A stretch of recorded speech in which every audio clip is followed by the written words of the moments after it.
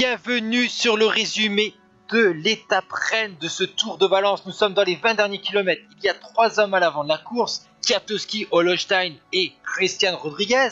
2 de ces hommes, Rodriguez et Holstein, faisaient partie de l'échappée matinale de 6 hommes où il y avait Kirienka.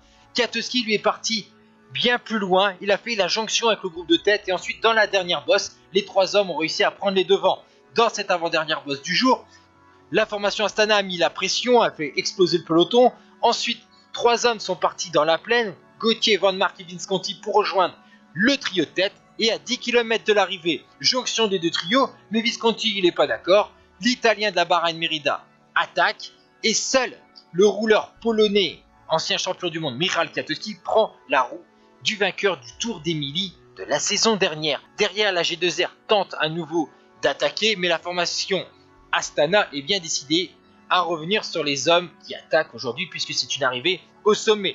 Visconti lui se retrouve tout seul à l'avant de la course à 6 km de l'arrivée puisque Kwiatkowski n'a pas réussi à garder la roue de l'Italien dans un faux plat montant. Il paye les efforts de la journée. Dans le peloton, on replace tous les leaders. La G2R, la mondiale, replace Vuillermoz. Astana replace Luis Leon Sanchez et Fuglsang. La Sky replace Pouls. Et nous sommes à 5 km de l'arrivée. On approche du pied de la bosse finale pour la grande bagarre entre les prétendants à la victoire finale sur ce Tour de Valence. Maintenant, c'est la BMC qui impose le tempo au sein du peloton. La BMC pour Wout Walter ou pour Franchini. À gauche, vous avez donc cette montée finale, un pied assez roulant, mais c'est surtout le dernier kilomètre qui va être terrible avec un passage à 17%.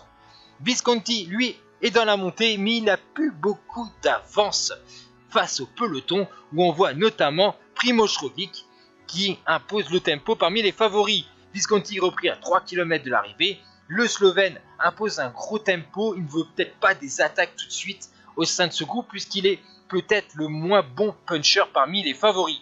Derrière, on voit que Luis Leon Sanchez est en 5e position, Fuglsang en 2e, Adam Yates en 3e, Valverde lui veille au grain.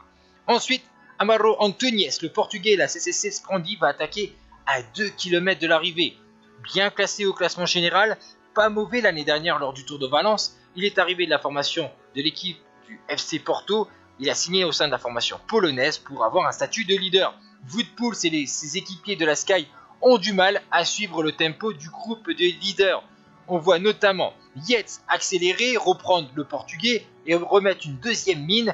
Derrière, on voit que ça a du mal à reprendre la route du britannique. Mais dans un passage un peu plus roulant, Luis Leon Sanchez, Fuglsang, Valverde et Roglič reprennent le britannique. Antunes arrive à raccrocher ce groupe des leaders, mais on voit que le tempo imposé par Yates est beaucoup trop lent et un groupe avec notamment les Sky arrive à revenir dans le groupe des prétendants qui avaient réussi à se détacher. Nous sommes maintenant dans le dernier kilomètre. Valverde est un grand favori sur ce type de montée avec des gros pourcentages assez courtes, mais on sait que Yates est lui aussi très à l'aise.